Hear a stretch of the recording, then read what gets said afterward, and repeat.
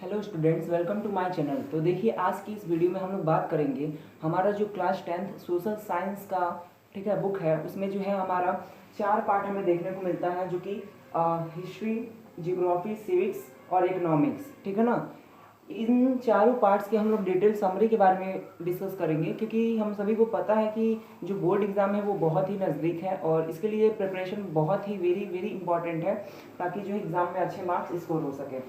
तो आप देख सकते हैं यहाँ पे हमने लिखा हुआ है सोशल साइंस क्लास 10th, और यहाँ पर जो है हमने जो बुक है, जो आपका सब्जेक्ट है, बुक को सब्जेक्ट्स में डिवाइड किया है, unit first, unit second, unit third और यूनिट फोर्थ।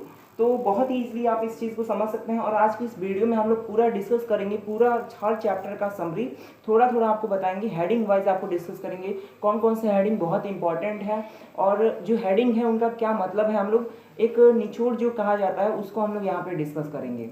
सो चलिए स्टार्ट करते हैं। तो देखिए, यहाँ पे अगर हम बात करें तो यहाँ पे सबसे पहला यूनिट है हमारा unit first, India and the contemporary world, और इसे हम लोग हिस्ट्री भी बोलते हैं। और अगर हम बात करें हमारा सोशल साइंस क्लास 10th का बुक जो है, उसमें हमारा जो फर्स्ट यूनिट है, इसमें हिस्ट्री इसको कहा जाता है, और इसमें जो है टोटल हम लोगों को 8 चैप्टर पढ़ने को मिलेंगे। टोटल यहाँ पे 8 चैप्टर हमें देखने को मिलेंगे।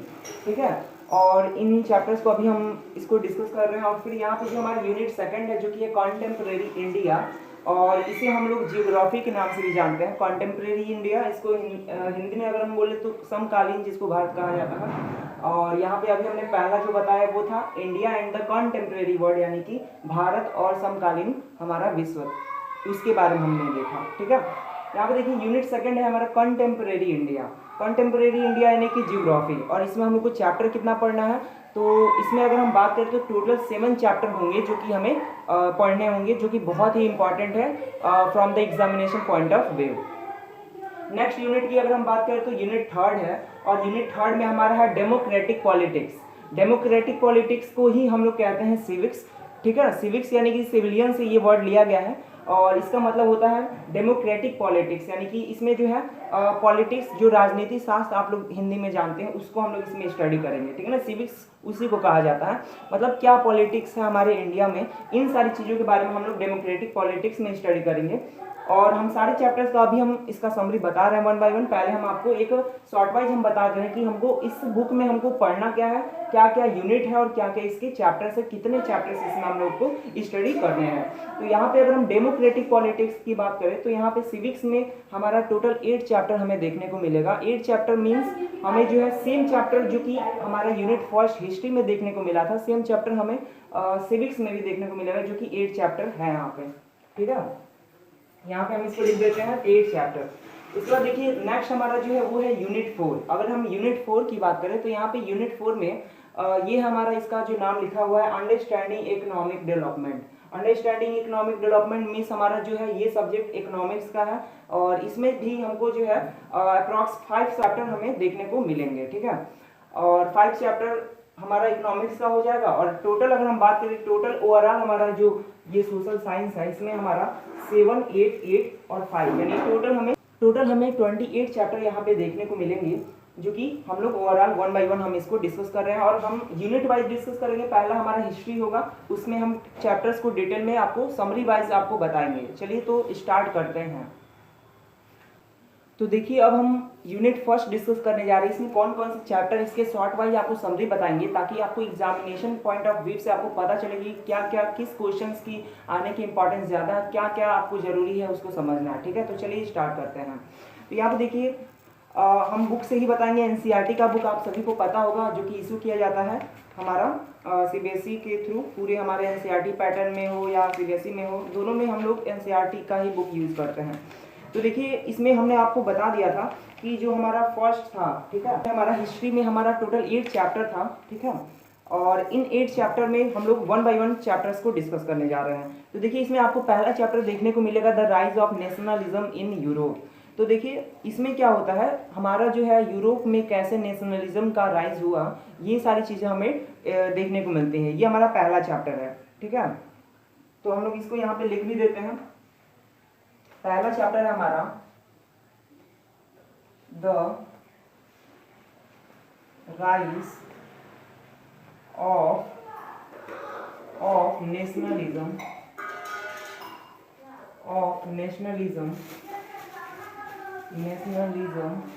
In Europe, nationalism in Europe. देखिए ये जो चैप्टर है इसी को हम लोग हिंदी में कहते हैं कि यूरोप में राष्ट्रवाद का जो है उदय कैसे हुआ था, ये सारी चीज़ें हम इसमें डिस्कस करते हैं। तो अगर आप लोग इसमें इंट्रोडक्शन देखेंगे तो आपको सबसे पहले एक फिगर दिखाई देगा जिसमें आपको कुछ नेशनलिज्म का मीनिंग समझाया गया कि कैसे कई कंट्रीज जो होते हैं आपस में नेशनलिज्म जो अपना राष्ट्रवाद है उसके प्रति आगे बढ़ते हैं और एक डेवलप कंट्री होने की ओर अग्रसर होते हैं। ठीक है, अब इसी में आपको जो है बहुत सारे हेडिंग्स जो है इंपॉर्टेंस है जो कि आपको देखने को मिलेंगे। और देखिए हम यहाँ पे हेडिंग ही आपको बस नाम बताएंगे क्योंकि आपको पता ही होगा जो चैप्टर्स होते हैं हमारे हेडिंग में ही बटे होते हैं और अगर आप हेडिंग समझ जाते हैं तो सारी चीज़ें आप लोग को क्लियर हो जाएगा और एग्जामिनेशन पॉइंट में भी आपको हेडिंग से ही उसके अंदर का कंटेंट याद आएगा। ठीक है, तो चलिए बताते हैं। तो अगर हम बात करें तो इसमें पहला हेडिंग तो आपका इंट्रोडक्शन पोर्शन ही होता है और इंट्रोडक्शन में यही चीज़ अभी हमने बताया कि कैसे जो है जो कई कंट्रीज होते हैं एक फिगर के थ्रू डिपिक्ट किया गया है। यहाँ पे एक dream of world wide democratic and social republics जो कि एक फ्रेडरिक सोरू जो थे 1848 में द पैक्ट बिटवीन नेशन के नाम से उन्होंने इसको प्रिंट करवाया था। हम कह सकते हैं न्यूज़पेपर में प्रिंट करवाया होगा। ठीक है, तो उसमें उन्होंने इस फिगर को बताया था। और फिर हम नेक्स्ट हेडिंग पे आते हैं। पहला आपका इंट्रोडक्शन पोर्शन हो गया जिसमें बताया जाता है कि चैप्टर का मतलब क्या है, क्या उसमें बताया जाने वाला है।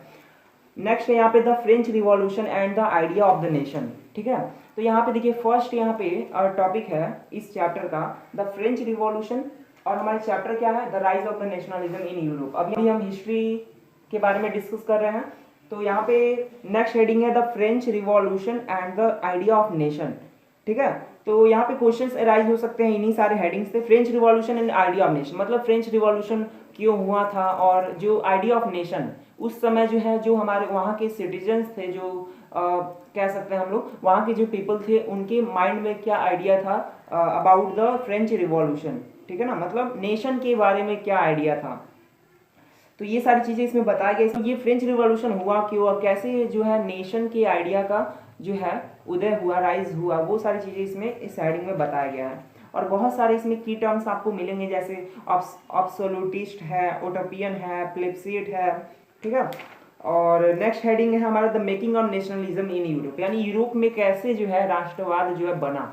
ठीक है, फिर क्योंकि आपको पता है कि धीरे धीरे क्या होता है जहाँ पे एक वन रिवॉल्यूशन जहाँ से शुरू होता है धीरे धीरे उसी का विस्तार होना शुरू हो जाता है। तो उसी तरीके से जो है जब फ्रेंच रिवॉल्यूशन हुआ तो वहाँ से जो है नेशनलिज्म का फीलिंग आया और नेक्स्ट में क्या हुआ making of nationalism in Europe और उसके बाद नेशनलिज्म बनना स्टार्ट हुआ हमारे यूरोप में। और फिर हमारा इसमें हेडिंग कुछ ये सेकंड हेडिंग है the making of nationalism in Europe मतलब यूरोप में अब क्या हुआ नेशनलिज्म बनने लगा और aristocracy and the new middle class और वहाँ पे क्या हुआ हमें कुछ एरिस्टोक्रेसी ठीक है ना कुछ जो है बहुत ही जो हायर फैमिली के लोग होते हैं वो हमें देखने को मिले हायर क्लास के और न्यू मिडिल क्लास भी हमें देखने को मिले। ठीक है, और इसी में ये भी कई क्वेश्चंस इसमें अराइज हो सकते हैं जैसे कि what did liberal nationalism stand for जो लिबरल नेशनलिज्म होते हैं उनका मतलब क्या होता है और भी बहुत सारे आपको क्वेश्चंस यहाँ पे दिखाई दे सकते हैं। फिर नेक्स्ट आया कि न्यू कंजर्वेटिव्स आफ्टर 1815 के बाद क्या एक नया जो है न्यू कंजर्वेटिज्म आया राष्ट्रवाद जिसको हम लोग कहते हैं क्या न्यू कंजर्वेटिज्म आया क्या एक नया रूढ़िवादी भावनाएं आई वो सारी चीज़ें इसमें बताया गया। ये भी क्वेश्चंस आपसे पूछे जा सकते हैं। कहने का मतलब फ्रेंच रिवॉल्यूशन के समय जो जो चीज़ें हुआ वो सारी चीज़ों से रिलेटेड आपको एक माइंड में फिगर होना चाहिए और उसी से आपको जो है क्वेश्चंस पूछे जाएंगे। नेक्स्ट है यहाँ पे द रिवॉल्यूशनरीज कुछ है ऐसे भी उसमें हम लोग को पीपल देखे गए नेशनलिज्म इन यूरोप में ठीक है ना जो रिवॉल्यूशनरीज जिनको कहा गया मतलब उनकी वजह से रिवॉल्यूशन आगे देखने को मिला। ठीक है, जिसको मतलब जो कि सीक्रेट सोसाइटीज में रहते थे। और फिर हमारा नेक्स्ट है थर्ड यहाँ पे हेडिंग है द एज ऑफ रिवॉल्यूशंस। ठीक है, यहाँ पे एक रिवॉल्यूशन का सदी बोला गया जिसे 1830 टू 1848 1830 से 1848 को मतलब 1848 को हम लोग ने क्या कहा था द एज ऑफ रिवॉल्यूशन। तो इससे भी क्वेश्चंस पूछे जा सकते हैं। आप लोग इसको माइंड में मेक कर लीजिएगा कि क्यों वो एज ऑफ रिवॉल्यूशन कहा गया था आखिर कोई तो उसमें डिस्कशन हुआ होगा तभी उसमें उस बात को कहा गया होगा। और फिर यहाँ पे है the romantic imagination and the national feeling. अब उस समय जो है बहुत सारी चीज़ें हुई थी, जो न्यूज़पेपर में जो है मैगजीन्स हो गए या बहुत से ऐसे कुछ पब्लिक ब्रॉडकास्ट होते थे जिसके थ्रू क्या किया जाता था, राष्ट्रवाद की भावना को फैलाया जाता था। तो वही चीज़ नेक्स्ट हेडिंग में लिखा है the romantic imagination and the national feeling, मतलब जो राष्ट्रवाद की भावना थी उसको जो है डिपिक्ट करने के लिए क्या किया गया था, बहुत से इमेजिनेशन के थ्रू जो है प्रिंट उसका निकाला गया था, प्रिंटिंग प्रेस के थ्रू लोगों तक पहुंचाया गया था। जैसे आप एक यहाँ पे फिगर देख सकते हैं, इसमें दिखाया गया है जो कि है आपका द मैसाक्रो एट द चिसोस यूजन डिक्लारिक्स 1824 में ये प्रिंट हुआ था।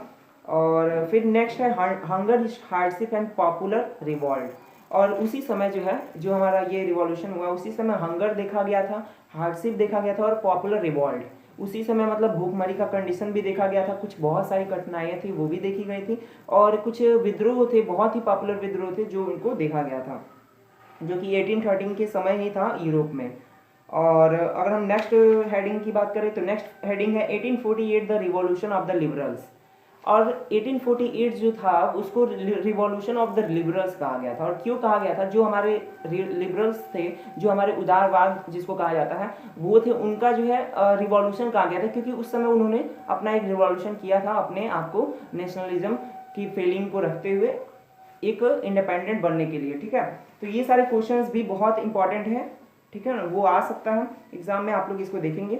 और फिर नेक्स्ट है हमारा फोर्थ हेडिंग जो है the making of Germany and Italy. अब जैसे फ्रेंच में रिवॉल्यूशन हुआ उसी टाइम क्या हुआ, हमारा जर्मनी और इटली जो था उसका भी बनना शुरू हो गया। The making of Germany and Italy वही हमारा नेक्स्ट फोर्थ हेडिंग है। तो यहाँ पे लिखा हुआ Germany can the army be the architect of the nation. तो देखिए जर्मनी में कुछ अलग कंडीशन देखा गया था, वहाँ पे जर्मनी यहाँ पे लिखकर एक हेडिंग में आपको क्वेश्चन पूछा जा रहा है कि क्या एक आर्मी जो है किसी कंट्री को बना सकता है। तो आपका आंसर अब एग्जाम में ऐसे ही पूछा जाता है, तो आप उसको जब आप इसको पढ़े रहेंगे तो आप आसानी से बना देंगे। यानी वहाँ पे आर्मी के थ्रू ही जर्मनी का क्या हुआ था, नेशन बना था। ठीक है, अभी हम बस हेडिंग डिस्कस कर रहे हैं, एक समरी की आपको चैप्टर के बारे में पता चल गया।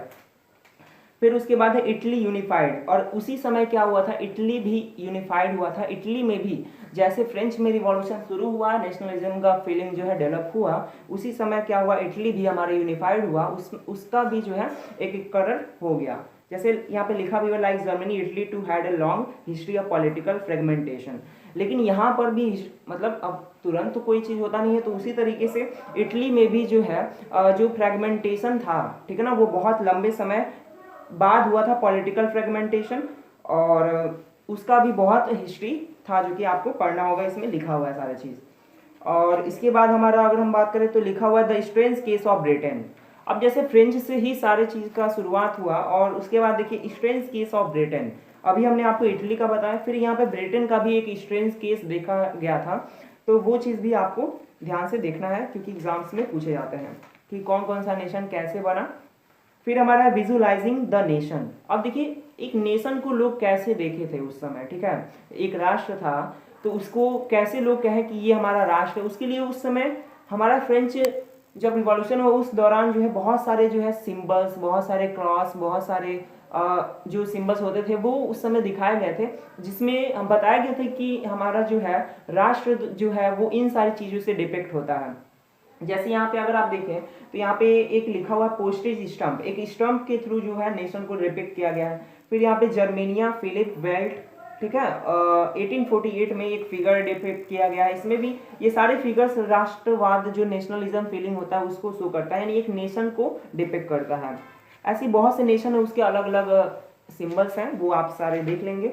और उसके बाद लास्ट हेडिंग है इस चैप्टर का जो कि है नेशनलिज्म एंड इंपेरियलिज्म, यानी नेशनलिज्म और इंपेरियलिज्म में क्या अंतर होता है। जिस नेशनलिज्म यानी कि नेशन के थ्रू, नेशन के लिए जो चीज़ हुआ, और इंपेरियलिज्म यानी कि साम्राज्यवाद जिसे हम लोग कहते हैं। नेशनलिज्म यानी राष्ट्रवाद और इंपेरियलिज्म यानी साम्राज्यवाद। तो कैसे इन सारी चीज़ों में क्या चीज़ें थी वो सी चीज़ आपको इसको पढ़ेंगे तो आप लोग को क्लियर हो जाएगा, ठीक है ना। कैसे कई सारे जो है कंट्रीज बने, कैसे पूरा नेशनलिज्म का फीलिंग डेवलप हुआ, कैसे पॉलिटिक्स मतलब फ्रेगमेंटेशन होने के बाद हमारा नेशनलिज्म का आगे मूवमेंट चला, ठीक है।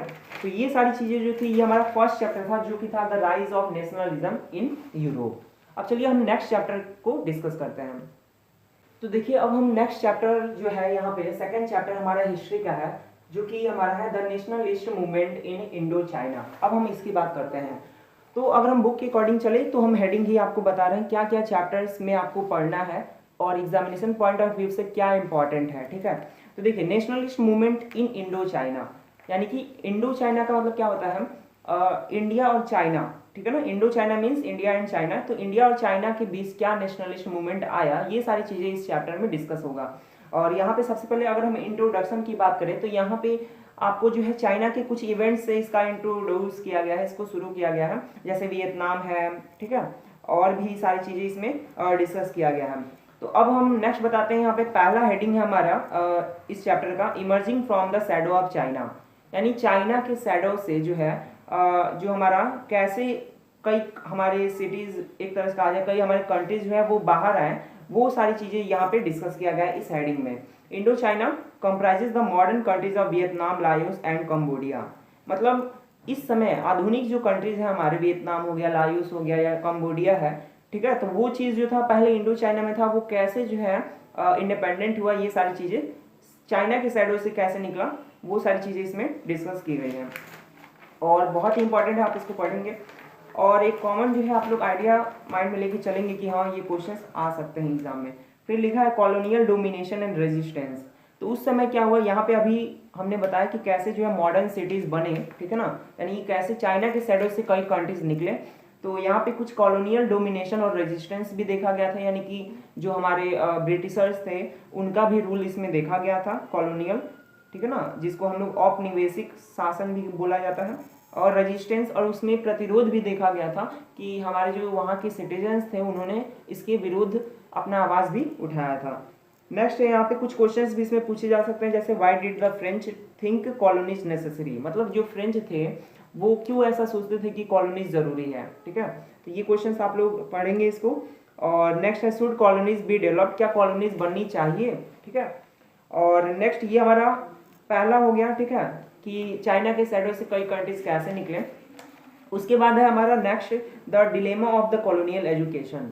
यहाँ पे dilemma of the colonial education means कि जो कॉलोनियल एजुकेशन था उसके ऊपर क्या डिलेमा था, क्या दुविधा था।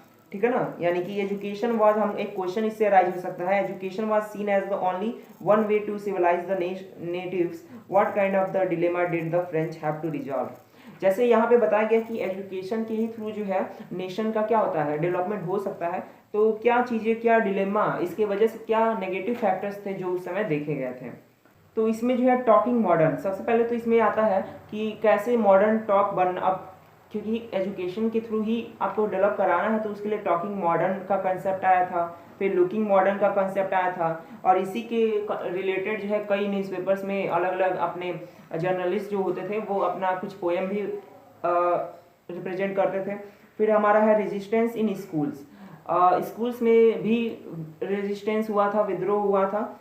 जैसे कि क्योंकि अगर एजुकेशन प्रोवाइड किया जाए तो जरूरी नहीं सबको इक्वली प्रोवाइड किया जाए, वहाँ पे भी कुछ डिस्क्रिमिनेशन आ जाता है जिसकी वजह से कुछ प्रॉब्लम होता है। तो वही डिलोमा यहाँ पे बताया गया है रेजिस्टेंस इन स्कूल का, जो कि बहुत इंपॉर्टेंट है एग्जामिनेशन पॉइंट ऑफ व्यू से। नेक्स्ट है third hygiene disease and everyday resistance. Hygiene disease and everyday resistance means अब लोगों का स्वास्थ्य मतलब कैसा था, रोज दिन उनका जो दिन प्रतिदिन का जो रोजमर्रा का जरूरत था वो कैसा था, बीमारियां उनको होता था कि नहीं होता था, उससे कैसे प्रोटेक्ट होना है। और एवरीडे रेजिस्टेंस मतलब रोजमर्रा का जो है क्या उनका प्रतिरोध था, किस चीज़ के लिए उन लोगों को लड़ना पड़ता था, ये सारी चीज़ें यहाँ पे डिस्कस की गई है। और यहाँ पे एजुकेशन ही, अभी हमने एजुकेशन को बताया आपको, तो एजुकेशन यहाँ पे लिखा है education was not only the sphere of everyday life, मतलब केवल और केवल एजुकेशन ही इंपॉर्टेंट नहीं था, कुछ और भी चीज़ें थी जो उस समय इंपॉर्टेंट थी। ठीक है, और यहाँ पे प्लेग स्ट्राइक्स हनोई, एक प्लेग महामारी जो हनोई को स्ट्राइक किया था। ठीक है, ये सारी चीज़ें का एग्जाम्पल यहाँ पे दिया हुआ है। फिर द रैट हंट का एग्जाम्पल है जो कि किससे रिलेटेड है, आपका डिजीज और हाइजीन से ही रिलेटेड है। ओके, और नेक्स्ट हमारा हेडिंग है द रिलीज, फोर्थ हेडिंग है यहाँ पे the religion and anti colonialism. ठीक है, अब नेक्स्ट हमारा पॉइंट आता है, वो आता है रिलीजन एंड एंटी कॉलोनियलिज्म। अब देखिए ये जो है ये हम बता क्या रहे हैं, nationalist movement in Indo China, Indo China में भी नेशनलिस्ट का मूवमेंट आया, तो ये सारी चीज़ें देखा गया था। रिलीजन एंड एंटी कॉलोनियलिज्म का भी यहाँ पे केस देखा गया था। धर्म में भी कुछ ऐसी चीज़ें थी जो देखी गई थी, और एंटी कॉलोनियलिज्म भी देखा गया था। मतलब वहाँ पे ये था कि कॉलोनियल डोमिनेशन था, और एरियाज जो भी एरियाज थे वहाँ पर कॉलोनियल का ही डोमिनेशन था। और इस वजह से क्या होगा आपको पता है, इस वजह से कुछ फेलिंग जगेगी नेशनलिज्म का। और बहुत जो वहाँ पे रूलिंग पार्टी होते थे, मतलब जो रूलिंग होते थे, जो मेजॉरिटी में होते थे, वो ज़्यादा अपना डोमिनेशन करते थे, और इस वजह से जो माइनॉरिटी होती थी उनको बहुत ही प्रॉब्लम होता था। इस वजह से नेशनलिज्म का फीलिंग जागा लोगों के बीच। फिर लास्ट यहाँ पे नहीं है, मतलब फिर यहाँ पांचवा जो है द विजन ऑफ मॉडर्नाइजेशन। अब यहाँ पे एक लोगों के मन में जो है अब आधुनिकीकरण का जो है एक ख्याल आने लगा, एक कल्पना आने लगी, ठीक है। और उसमें यहाँ पे आपको पूरा डिस्क्राइब किया गया है कि कैसे लोग मॉडर्न होते हैं, ठीक है ना। मॉडर्नाइजेशन का क्या उनका कंसेप्ट था ये बताया गया है। उसके बाद है other ways of becoming modern, Japan and China. अब यहाँ पे कुछ एग्जांपल दिया गया है आपके बुक में जापान और चाइना से रिलेटेड कि क्या क्या अदर वे थे मॉडर्न होने के, ओके। और नेक्स्ट हेडिंग है हमारा 6 जो कि है the communist movement and Vietnamese nationalism. और यहाँ पे कम्युनिस्ट मूवमेंट और वियतनामीज नेशनलिज्म के बारे में भी बताया गया कि कम्युनिस्ट मूवमेंट कैसे स्टार्ट हुआ था, और वियतनामीज नेशनलिज्म मतलब वियतनामीज जो राष्ट्रवादी थे उनका कैसे उदय हुआ था, ओके। और नेक्स्ट है यहाँ पे the new Republic of Vietnam. अब वियतनाम में एक नया रिपब्लिक बना था, तो उस चीज़ को भी यहाँ पे डिस्कस किया गया है। और उसके बाद इस चैप्टर में आपको the entry of the US into the war. अब उस समय क्या था, युद्ध जब हो रहा था, वॉर हो रहा था, वॉर का जब टाइम था, ठीक है ना, 1965 अप्रॉक्स के लगभग 1965 से 1972 तक जो वॉर हुआ था, उसमें यूएस का एंट्री हुआ था वॉर में। और इस वजह से क्या हुआ था, ये सारे सिचुएशन इसमें दिखाया गया है। और what role did the US media play in the war, और यूएस मीडिया भी इस वॉर में अपना रोल प्ले की थी। इससे भी रिलेटेड आपसे क्वेश्चन पूछे जा सकते हैं। नेक्स्ट है द हो ची मिन ट्रेल। और देखिए यहाँ पे एक तरह का हो ची मिन ट्रेल बहुत इंपॉर्टेंट है, क्योंकि इसमें बताया गया कि हो ची मिन ट्रेल था क्या, और एक तरह का जो है जब एक रास्ते को इसको बताया गया है। यहाँ पे एक स्टोरी है, ये पूरा आप इसको पढ़ेंगे तो आपको समझ में आएगा, ठीक है। और नेक्स्ट हमारा है the nation and its heroes. Next है 7th पॉइंट जो कि है नेशन एंड इट्स हीरोज। तो नेशन और इसके हीरोज में क्या बताया गया है कि what was the position of women in Vietnamese society, how did it change gradually. कुछ क्वेश्चंस भी इसमें आस्क किए गए हैं, जैसे जो पोजीशन वुमेन का था वियतनामी सोसाइटी में उनका क्या था, और कैसे ये धीरे धीरे उनका पोजीशन हम कह सकते हैं इम्प्रूव हुआ, ठीक है। तो वुमेन एज अ रिबेल्स, देखिए कुछ उस समय क्या था, कुछ वीमेन जो थी वो रिबेल के जैसे भी देखी गई थी, कुछ वुमेन्स विद्रोही के जैसे भी देखी गई थी, और हीरोज के जैसे भी कुछ देखे गए थे लोग, ठीक है। Heroes of the past time, मतलब जो कुछ ऐसे भी थे जो पास्ट टाइम के हीरोज जिनको कहा गया था हमारे नेशन और इट्स हीरोज में, ठीक है। और विमेन एज वॉरियर्स भी देखा गया इस नेशनलिज्म मूवमेंट के समय। और the end of the war, और जब यहाँ पे लास्ट में हमें बताया गया कि वॉर का कैसे एंड हुआ था, ठीक है। तो बस यही सारी चीज़ें बताई गई हैं। और नेक्स्ट अब हम चैप्टर यहाँ पे डिस्कस करते हैं। तो अब हमारा जो तीसरा चैप्टर वो है द नेशनलिज्म इन इंडिया, ठीक है।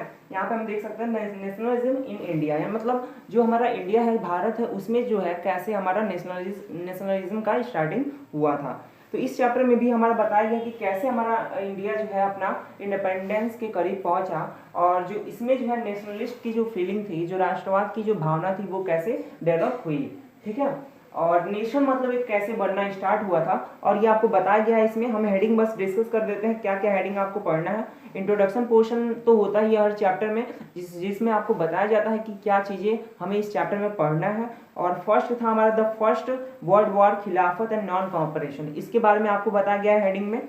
फिर आपको आइडिया ऑफ सत्याग्रह बताया गया है, और उसके बाद रॉलेट एक्ट के बारे में बताया गया है। रॉलेट एक्ट भी बहुत इंपॉर्टेंट है। Why non corporation movement, non corporation movement हुआ क्यों, ये भी बहुत इंपॉर्टेंट है।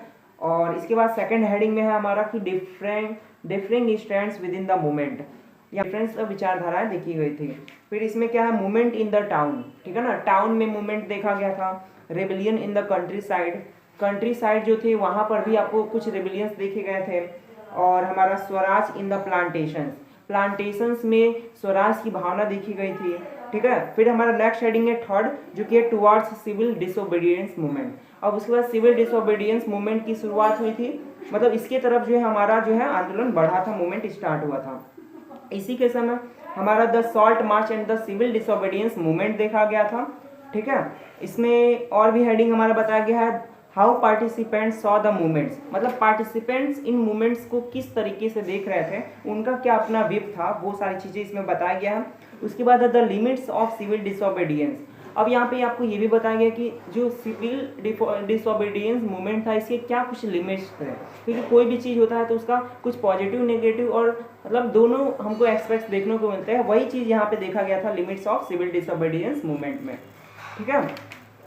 और इसके बाद फोर्थ हमारा हेडिंग है, इसमें है the sense of collective belonging. इसमें जो आपस में जो कलेक्टिव बिलोंगिंग होता है, अपनेपन की जो भावना होती है उसको देखा गया था, ठीक है। ये हमारा नेशनलिज्म ऑफ इंडिया है, नेशनलिज्म इन इंडिया है। इसमें बस इतने ही हेडिंग आपको पढ़ने हैं, और सारे हेडिंग को अगर थोड़ा थोड़ा आप लोग प्रिपेयर करोगे तो आप लोग का क्या होगा, आपका एग्जाम बेटर होगा।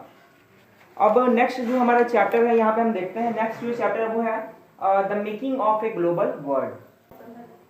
तो इसमें क्या हम लोग को देखना है कि जो हमारा ग्लोबल वर्ल्ड था, ग्लोबल वर्ल्ड कैसे बनना स्टार्ट हुआ था, इस सारी चीज़ों को हमें बताया गया है। तो यहाँ पे हम हेडिंग को डिस्कस करते हैं। हेडिंग में कुछ ऐसे पॉइंट ऑफ व्यू होंगे जो कि इंपॉर्टेंट है एग्जामिनेशन में।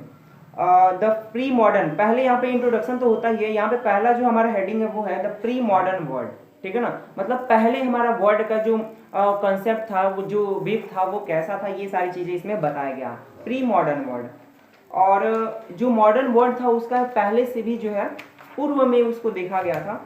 इसमें कुछ क्वेश्चंस हैं, हम बता देते हैं। जैसे silk routes link the world, इसमें सिल्क रूट्स के बारे में बताया गया। सिल्क रूट्स क्या होते थे, what role did the silk routes play in linking distant parts of the world, मतलब सिल्क रूट्स का क्या रोल था, ठीक है ना, वर्ड्स के डिफरेंट पार्ट्स को जोड़ने में। क्योंकि आपको पता है ये जो चैप्टर ये making of a global world है, मतलब पूरा का पूरा ग्लोबल वर्ल्ड कैसे बना, ये सारी चीजें इस चैप्टर में बताया गया है। ये भी एक हिस्ट्री का ही पार्ट है, इसलिए बहुत इंपॉर्टेंट है एग्जामिनेशन पॉइंट ऑफ व्यू से।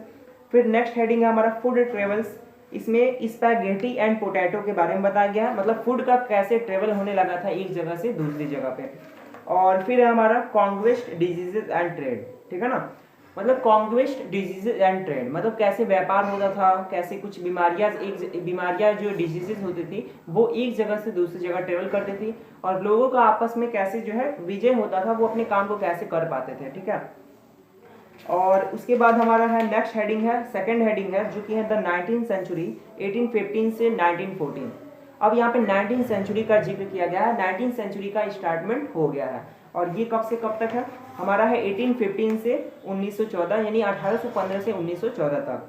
तो इसका स्टार्टिंग हो गया, ये इसमें बताया गया। तो क्वेश्चन इस पे भी पूछा जा सकता है कि the world changed profoundly in the 19th century, explain, मतलब 19th सेंचुरी में हमारा जो वर्ड था ये देखा गया पूरा का पूरा बदल गया, कैसे बदला, ये सारी चीजें इसमें बताया गया है। फिर नेक्स्ट हेडिंग है a world economy takes shape, मतलब कैसे एक वर्ड की इकोनॉमी जो है अपना आकार लेने लगी, ठीक है। इकोनॉमी मतलब कि मनी के टर्म में कैसे उसका जो है सारी चीजें सिस्टम डेवलप होने लगा। रोल ऑफ टेक्नोलॉजी, अब टेक्नोलॉजी का इसमें क्या रोल आने लगा, ये सारी चीजें डिस्कस किया गया है। और फिर हमारा लेट 19th सेंचुरी कॉलोनियलिज्म। अब देखिए 19th सेंचुरी में भी, मतलब 19th सेंचुरी के लेट में अंत लास्ट ईयर में क्या हुआ, कॉलोनिज्म देखा गया था, उस सारी चीजों को इसमें डिस्कस किया गया, तो आप लोग इसको देखेंगे।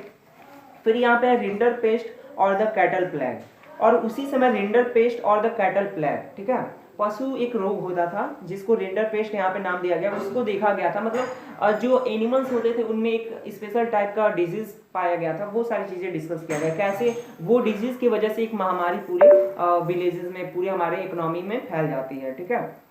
नेक्स्ट है हमारा indentured labour migration from India. अब देखिए यहाँ पे क्या हुआ था, लेबर्स जो होते थे, जो श्रमिक होते थे, उनका इंडिया से इंडेंचर्ड माइग्रेशन होता था, ठीक है।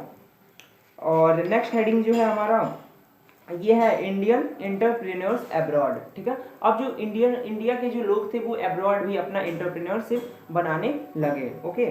और Indian trade colonialism and the global system, फिर यहाँ पे बताया गया है नेक्स्ट हेडिंग में इंडियन ट्रेड के बारे में, कॉलोनियलिज्म के बारे में और ग्लोबल सिस्टम के बारे में, क्या पूरा का पूरा सिस्टम था इंडियन का, ट्रेड कैसा था, कैसे मतलब जो काम करने वाले लोग थे उनको कैसे सिलेक्ट किया जाता था, कैसे वेजेस होते थे, और एक तरह का पूरा इसमें व्यू दिखाया गया है। फिर यहाँ पे नेक्स्ट है थर्ड हेडिंग इस चैप्टर का, जो कि है द इंटर वॉर इकोनॉमी। अब इंटर वॉर इकोनॉमी मीन्स कि जो वॉर जब हो रहा था उस समय जो है क्या इकोनॉमी का कंडीशन था हमारे वर्ल्ड का। ओके, तो इसमें जो है हेडिंग बताया गया जैसे वॉर टाइम ट्रांसफॉर्मेशन। अब देखिए वॉर के समय, क्योंकि वॉर जब भी होगा तो इकोनॉमी थोड़ी ना थोड़ी तो डाउन होगी ही, तो इस वजह से वॉर के समय, वॉर के टाइम में क्या ट्रांसफॉर्मेशन हुए, क्या क्या चेंजेस देखने को मिली, ये सारी चीज़ें इसमें बताया गया। फिर उसके बाद हुआ पोस्ट वार रिकवरी, यानी जब वॉर पोस्ट हो गया, वॉर बंद हो गया, उस समय क्या क्या चीज़ें सही थी और कैसे जो है पुरानी चीज़ें जो बिगड़ गई थी उसको सही किया गया था, ये पोस्ट वार रिकवरी में आपको बताया गया है। फिर rise of mass production and consumption, उसके बाद कैसे जो है धीरे धीरे मास कंजप्शन और मास जो प्रोडक्शन था उसको स्टार्ट किया गया, क्योंकि इकोनॉमिक अगर डाउन होगी तो कोई भी डेवलपमेंट नहीं पॉसिबल हो पाएगा, तो उस चीज़ को कैसे कंट्रोल किया गया था, ये सारी चीज़ें इसमें बताया गया है। और उसके बाद है नेक्स्ट द ग्रेट डिप्रेशन, एक तरह का देखिए जब वॉर खत्म हुआ था उस समय जो है ग्रेट डिप्रेशन देखा गया था। Great depression in the sense कि एक तरह का बहुत ही ऐसा समय देखा गया था जिस समय हमारा इकोनॉमी जो है बहुत ज़्यादा डाउन था, ठीक है, वो चीज़ इसमें डिस्कस किया गया। उसके बाद है इसमें कुछ क्वेश्चन भी हम बता देते हैं, जैसे क्वेश्चन यहाँ पे है कि what were the causes of the depression, यहाँ पे जो इकोनॉमिक डिप्रेशन हुआ था, जो वर्ल्ड का डिप्रेशन हुआ था, इसका क्या क्या कारण था, ठीक है। फिर दूसरा यहाँ पे एक और है when did the great depression begin and how long did it last, मतलब कब तक ये चला था, ये सारी चीजें आप इसको पढ़ेंगे तो आपको सारे क्वेश्चंस के आंसर मिल जाएंगे। What were the main features science, और इसके क्या क्या कुछ संकेत थे, वो सारी चीजें आप इसको लिख सकते हैं। फिर नेक्स्ट है कि नेक्स्ट एक और क्वेश्चन है in what way did the great depression affect the US economy and people. अब ये जो ग्रेट डिप्रेशन आया था, आप डिप्रेशन इन द सेंस महामंदी भी समझ सकते हैं, और ये इकोनॉमी में जो ग्रेट महामंदी आई थी, ठीक है, इससे जो है पीपल पर क्या प्रभाव पड़ा था, ये सारी चीज़ इसमें बताया गया है। उसके बाद नेक्स्ट हेडिंग है India and the great depression. अब इंडिया में इसका क्या इम्पैक्ट पड़ा, क्योंकि पूरे वर्ल्ड लेवल पर अगर कोई इकोनॉमिक डिक्रीजमेंट आती है तो वो सारे कंट्रीज पर अपना इम्पैक्ट डालेगी, तो उसका इम्पैक्ट जो है इंडिया पर क्या पड़ा था, ठीक है, ये सारी चीज़ें इसमें बताई गई हैं। उसके बाद नेक्स्ट हेडिंग है हमारा फोर्थ हेडिंग है, जो कि है rebuilding a world economy the post war era. अब पूरा का पूरा जो वर्ल्ड था उसका इकोनॉमी वॉर की वजह से क्या हुआ था, डाउन हो चुका था ड्यू टू द ग्रेट डिप्रेसमेंट, तो उससे जो है कैसे नया जो है पूरा वर्ल्ड एक तरह से अपना बैलेंस पॉइंट पे आया, और कैसे जो है उसका जो है पोस्ट वार एरा का रिकवरी कैसे हुआ, रीबिल्ड कैसे वो हुआ, वो सारी चीज़ें इसमें बताया गया है वॉर के बाद। फिर यहाँ पे एक और हेडिंग है post war settlement and the Bretton Woods institutions. अब धीरे धीरे जैसे जैसे वॉर जो है हमारा क्लोज हुआ, उसके बाद सारी चीज़ें सही होने लगी और नए नए चीज़ें आने लगी, नए नए इंस्टीट्यूट्स खुलने लगे, जैसे यहाँ पे एक एग्जांपल है ब्रेटन वुड्स इंस्टीट्यूशंस का। और उसके बाद द नेक्स्ट हेडिंग है the early post Wars years.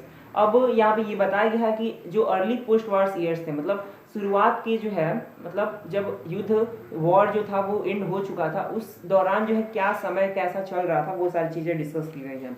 फिर नेक्स्ट है इस चैप्टर में कि डीकोलोनाइजेशन एंड इंडिपेंडेंस। अब कैसे जो है कोलोनाइजेशन का जो है एंड हुआ, ठीक है, डीकोलोनाइज हुआ, और कैसे लोग जो है मतलब यहाँ पे इंडिपेंडेंस का कंडीशन कैसे देखा गया था, ये सारी चीज़ें नेक्स्ट हेडिंग में आपको बताया गया है, ठीक है, और कैसे making of a global world है, ये सारी चीज़ें इसमें डिस्कस किया गया है।